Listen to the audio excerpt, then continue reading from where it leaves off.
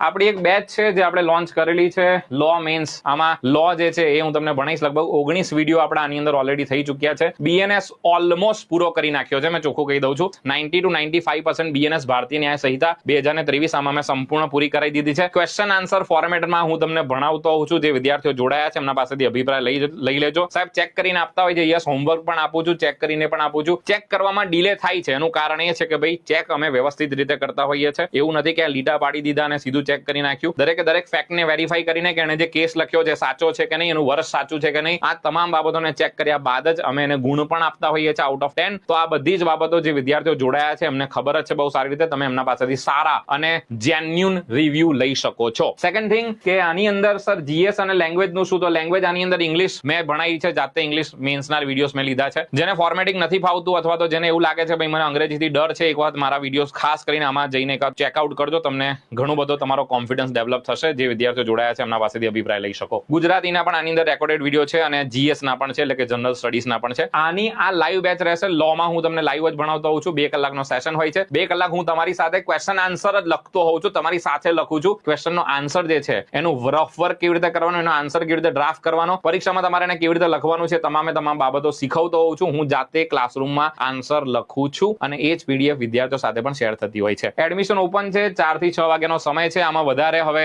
કહી શકાય કે ભાઈ આ જે પ્રાઇસ તમે જોઈ રહ્યા છો 4999 એ અમુક જ લિમિટેડ પીરિયડ માટે છે. આ જે પ્રાઇસ તમે જોવો છો, ઘણા બધા વિદ્યાર્થીઓની માંગણી હતી કે સાહેબ હજી અમારે એડમિશન લેવા છે તો થોડોક સમય માટે રાખજો. તો આ પ્રાઇસમાં તમે જોડાઈ શકો છો. ભાઈ પહેલા રિવ્યુ લઈ લેજો, આજુબાજુ વિદ્યાર્થીઓના અભિપ્રાય વગેરે જાણી લેજો. આજે તમને જે વસ્તુ બતાવું છું, શીખવું છે, બધું જોઈ લેજો, એના પછી એડમિશન લેજો.